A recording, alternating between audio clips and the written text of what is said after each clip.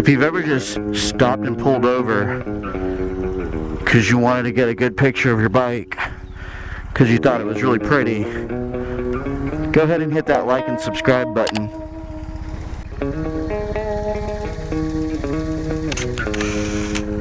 Try not to get run over.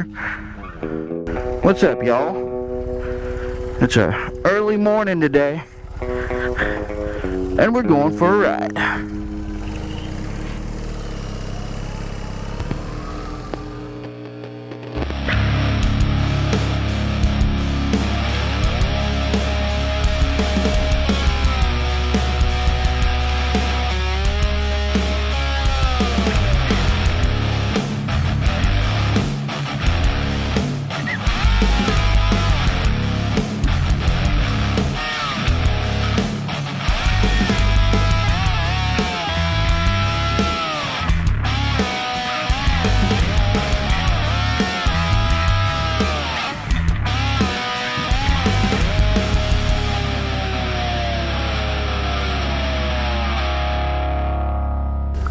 If you notice the little warning light on my bike, that's due to the battery in my key is somehow magically dying, even though it's like a brand new battery, and I don't really understand that.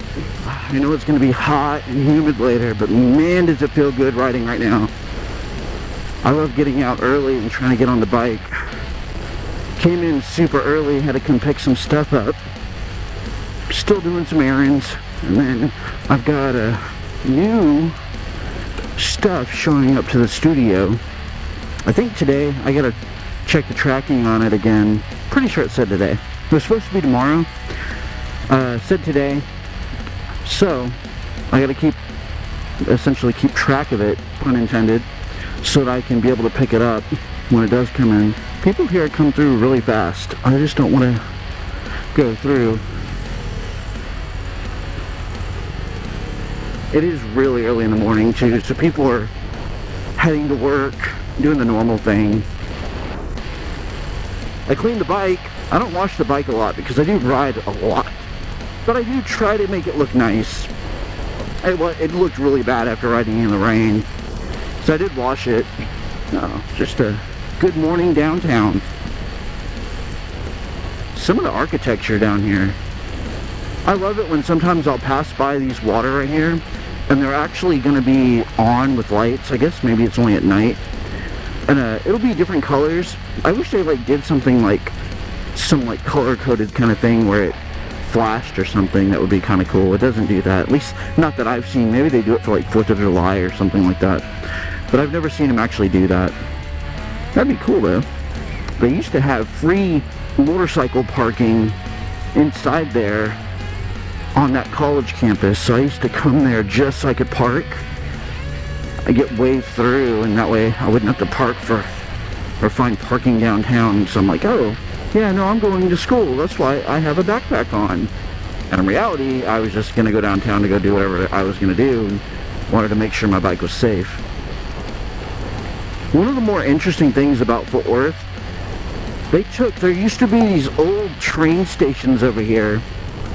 And it was this train that went underground and went downtown to the library. And you could exit and go into the library. And when I was a kid, I remember going in that train. But the little boarding area where you would get onto the train, because the train's higher up, it's the perfect height for a stage. And they never destroyed those, even though they got rid of the train. So now, those are little stages, and they have concerts. And use those as stages because I guess they put power on them, like electric outlets.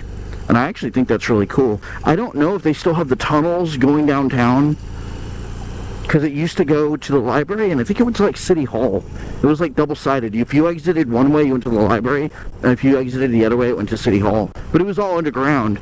And I do remember as a kid going in there, and I think the train was electric, kind of like a trolley, so it wasn't really like a train.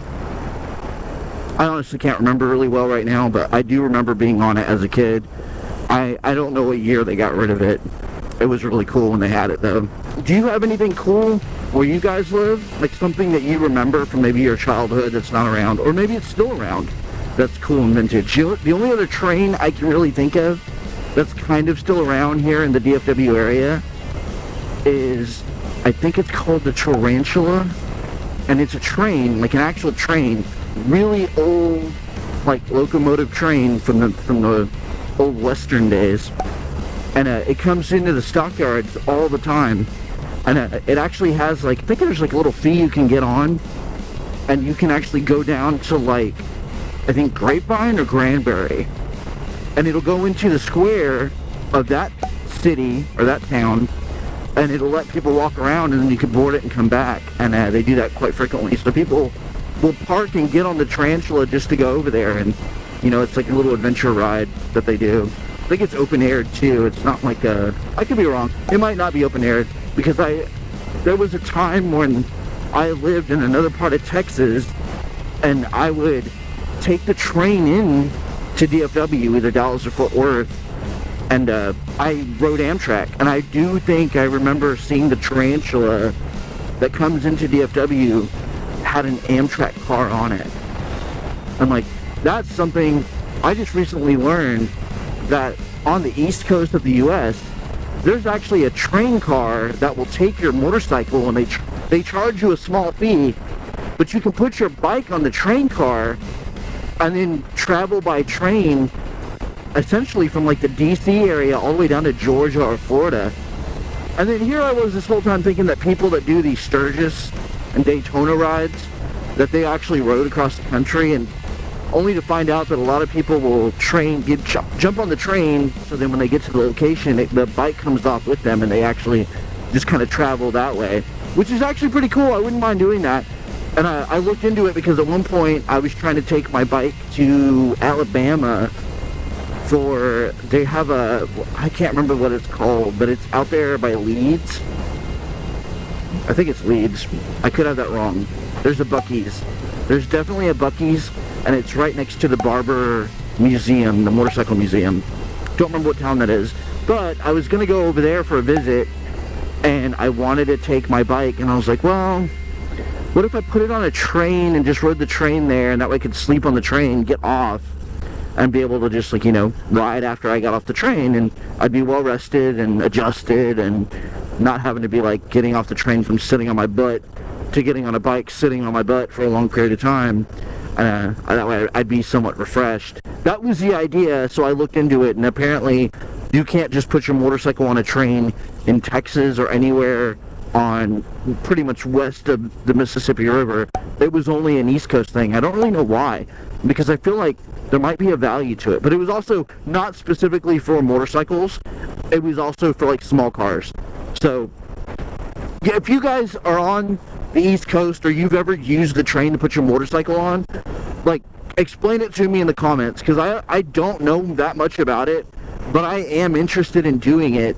And there's a bunch of cool motorcycle events all the way up from New York to DC to Boston to Philadelphia. I'd totally be interested in going to any of those and doing them, but I'd probably have to figure out a way to get the bike there, or mostly there, in order to ride there, because that, for me to take that much time off to just ride those miles is kind of hard. I can get maybe 3 to 7 days off in a row.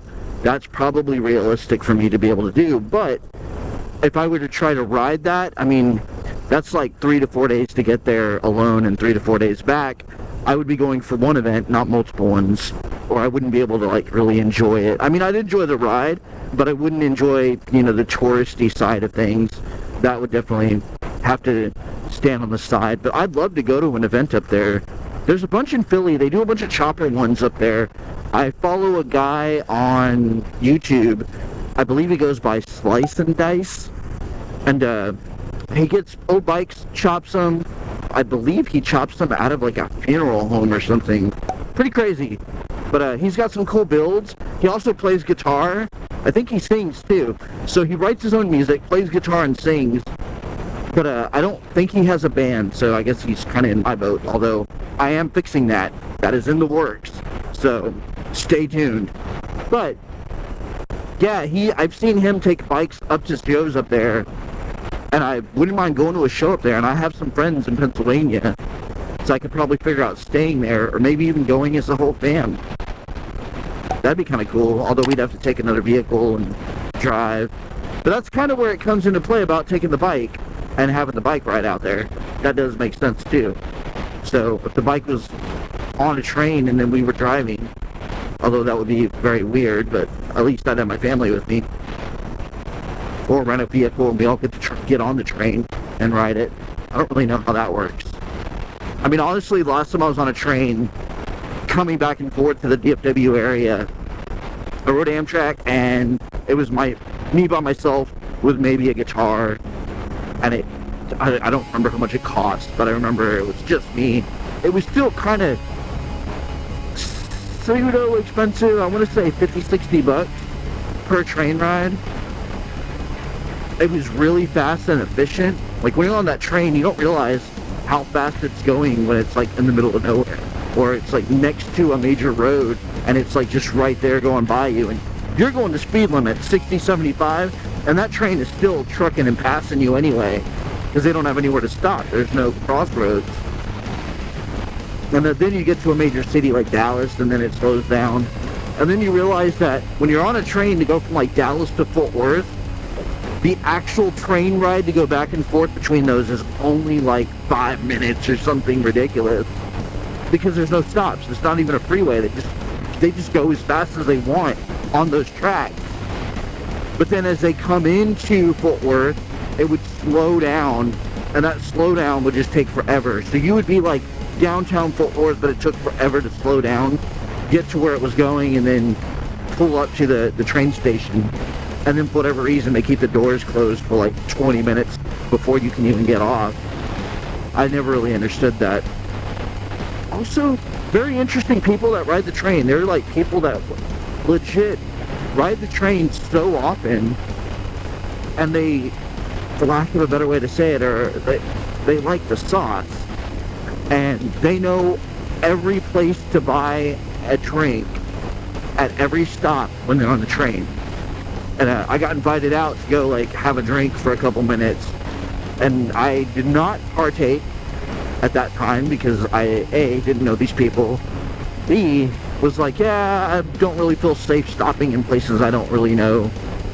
And then at the same time, I was always busy doing something, either working on my laptop on the train or trying to catch up on rest, sleep, that kind of thing. So I never really kind of took him up on that offer, which I kind of regret now, because that would have been an amazing, like, memory for me to have of knowing where these random places are really close to the train where I could, like, stop and get a drink, and I could maybe potentially, you know, stop there with my kids one day, or my wife, and, like, we could do a road trip and be like, yeah, we're gonna get on the train, and I know where all the places to go get a quick drink off the train are.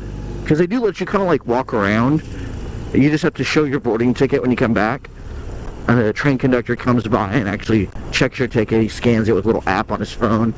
At least at that time. I'm sure it's not that much different now. Kind of like that movie, Polar Express. Except that Tom Hanks isn't on board, otherwise you'd be scared. You know, are we going to Epstein Island on a train? Oh, look at the gas price. Gas is going down. Thank goodness. You don't realize how much you pay attention to gas prices until you start buying premium, and then you just be like, why didn't I just get like a Yamaha? Why didn't I get a Suzuki Boulevard? I love this thing. Like, this bike, like, is truly inspiring. I actually made a post on X about it. I have never been more inspired by a motorcycle. And I've ridden Indians and Harleys, and I love Indian. I still want one. It's on the list. If I ever win the lotto, I would get an Indian motorcycle. I have a love relationship with the Dark Horse. I don't know if I would get a Dark Horse in reality, because, like, I have this thing where I'm trying to stay away from black. I feel like I wear black and I gravitate towards black too much. But man, I love Indian motorcycles. They are absolutely, like, great machines. Every time they've had the test rides, I go to the Indian dealership, or I go to, they used to have this thing called Progressive Motorcycle Show, where Indian would be there, posted up, and you could test ride a bike. I would go test ride. Man, they're so fun. Like, I love test riding Indian motorcycles. I remember last time I went, I wanted to actually test ride Triumph, because Triumph made a bobber, and they call it the bobber. I think it was the bobber 100. No, bobber 120, I believe.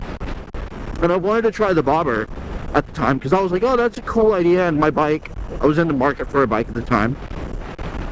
And that was right before I bought this, so I had just learned about the Triumph bobber.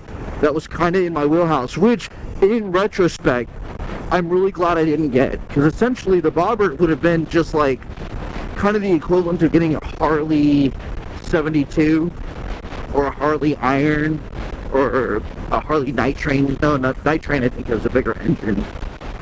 Essentially it'd be like getting a Harley Sportster.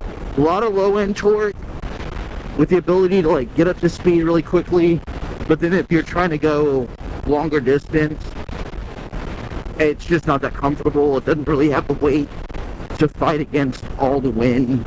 Now I know it's more efficient for me to have a bigger engine, and just the comfort that this thing gives me. And I know there's people out there that they like really like fairings and windshields, and I totally get that. And if I was touring and constantly out, like, you know, doing 200 miles, I was gonna say 200 miles a week. I think I do over 200 miles a week. But if I was doing like, say, 200 miles a day plus, then yeah, for sure, I want a touring bike of some type. Give me a fairing and some windshield and stuff. Right now, I'm trying to figure out how I can get either a speaker set built into a helmet or aftermarket install. I kind of want something where I can talk into it and have it record and be able to like talk to other people, even though I don't think I ride with anybody that has a comm system. But I do want to try to get one and then hopefully have it work universally with other people. Because I would like to go on rides with other people and maybe do some trips, and hopefully they get a comm system and we can talk to each other. That's the idea.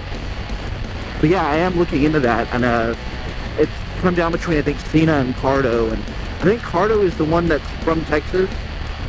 And I wanted to email them because I have a lot of questions, and I want to know exactly which one would work best for my purposes. Because if it could also maybe record my vlogs and save that separate, I just don't know enough about them. As far as I know, if they do record, they record externally to your phone via Wi-Fi or Bluetooth. I'm not really positive. I'll let you guys know in the future, because hopefully I'll figure it out and I'll buy one. But that is something on my list to look at. But that also means I don't really need the fairing and I don't really need the windshield. I mean, the windshield might be nice for like storm and, you know, all these like tornado days we keep having. But in reality, I'm not the guy that really cares that much about it. Even then, I have done a couple hundred miles on this bike in one day without a fairing, without a windshield, just as it is, and just gone. And then the only thing that actually happened out of that experience, I lost the little drain plug on the rear shaft, so I shot oil all over my rear tire. That was the only thing that happened. But also, as a caveat, I had only ridden the bike maybe like 2,000 miles when I did that trip, and I was kind of giving it the inaugural test of how comfortable I would be on the stock seat with the bike set up stock on the road for like an extended trip. I went down to Central Texas, rode around for a little bit, then came back. I think I spent like 3 days, and wasn't bad. I see where people complain about the seat. I actually think the seat's mostly fine. I would like a new saddle, but I honestly think I could get away with maybe getting a little cover if I was doing a longer ride anytime soon. But I don't really think I need a new seat right away. I might look into one next year. I've got some other parts coming for this right now where when they show up, I'll do some videos on that, and I'm real excited about those. But I'm kind of going to hold off on buying anything else for this. If I'm being completely honest, there was a discussion recently about building a new motorcycle, which probably means buying one, but I do have a lot of pieces and parts. But building a new motorcycle for a different use case. The use case is not exactly locked down just yet, but the conversation was had it seems like a good idea. It's going to take some time looking for a donor bike or donor parts and pieces. And it might not be a BMW. Let's put it that way. I'm open-minded to other brands. And yeah, I'll leave it at that.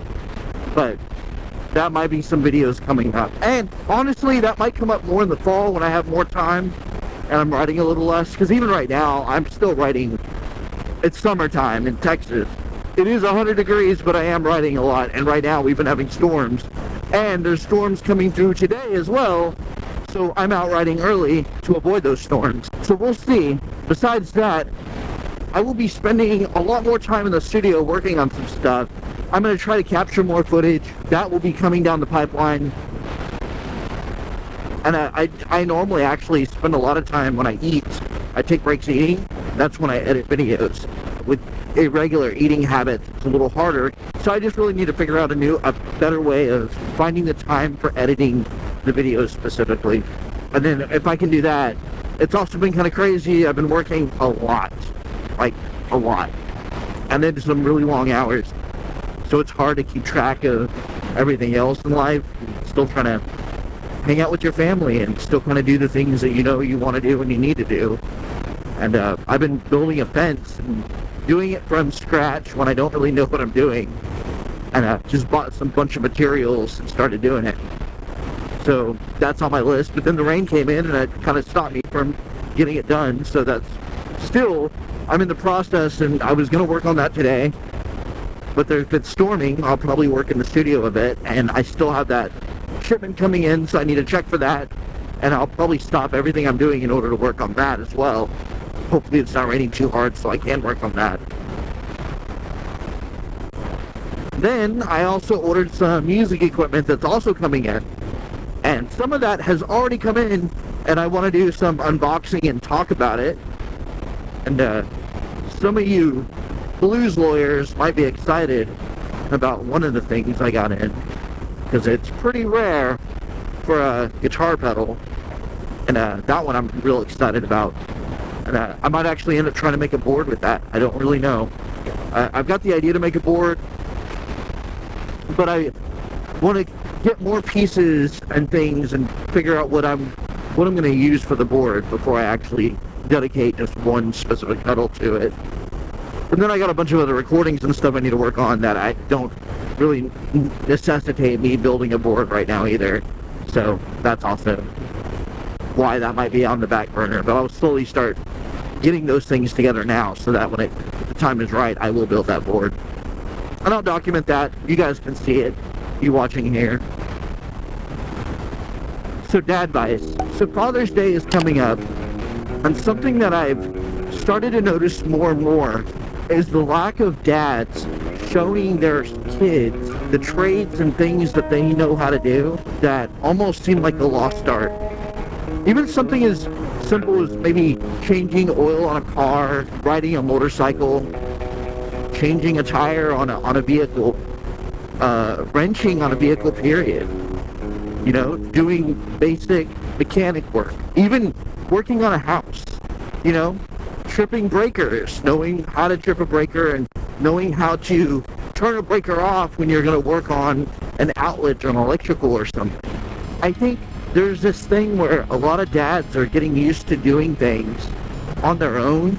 Even like myself, I film the things I do, and one day my kids can watch it, and I hope that they pick up things from my life that I talk about here, and it helps them. In the event that I'm not there and they miss me, they can watch these. Maybe something that I say will resonate with them in that moment, or maybe it doesn't resonate in that moment, but it stays in their memory, and they'll remember that Dad brought it up one time, and they'll be able to reference it.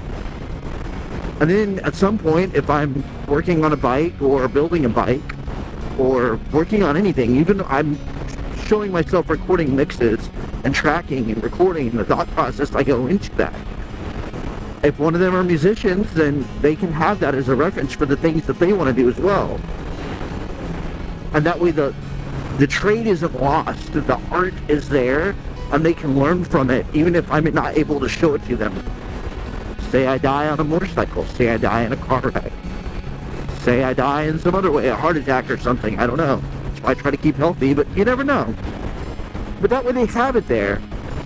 But I think too many dads are worried about doing things and they don't really include their kids and they don't show their kids how to do it. It's just easier and quicker if they do it themselves.